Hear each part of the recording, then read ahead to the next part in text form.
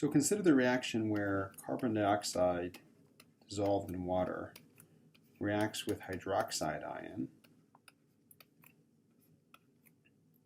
to form the bicarbonate ion.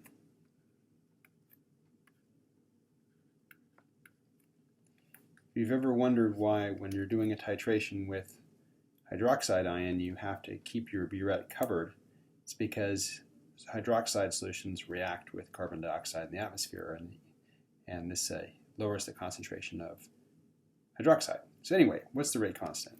At room temperature, the rate constant is 3.3 times 10 to the third 1 over molarity times 1 over seconds. The problem with writing the units like this is we might mistake this as a mega prefix and think this is reciprocal megaseconds.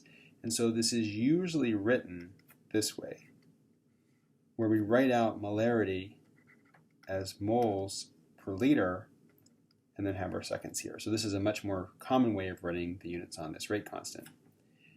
The units on the rate constant will depend on the order in the reaction. You can probably tell by looking at these units that this is a second order reaction.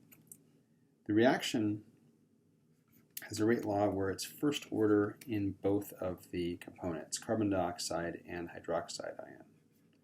So the total rate equation would look something like this.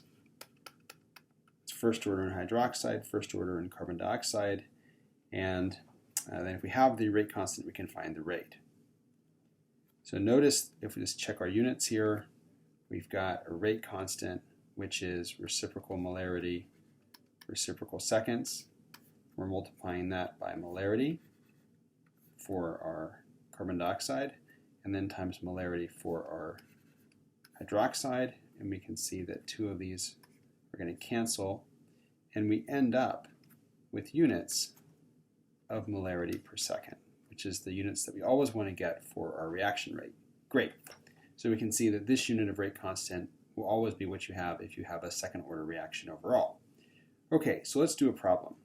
Suppose that we were given that the concentration of hydroxide ion is equal to 0.5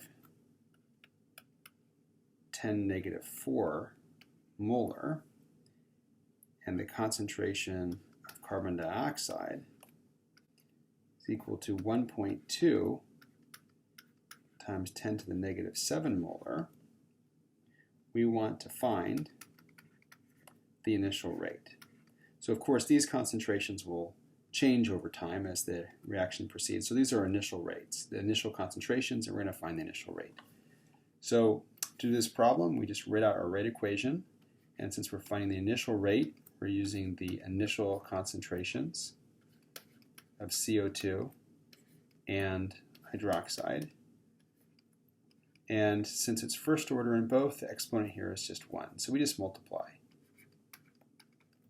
So we have our rate constant of 3.3 10 to the third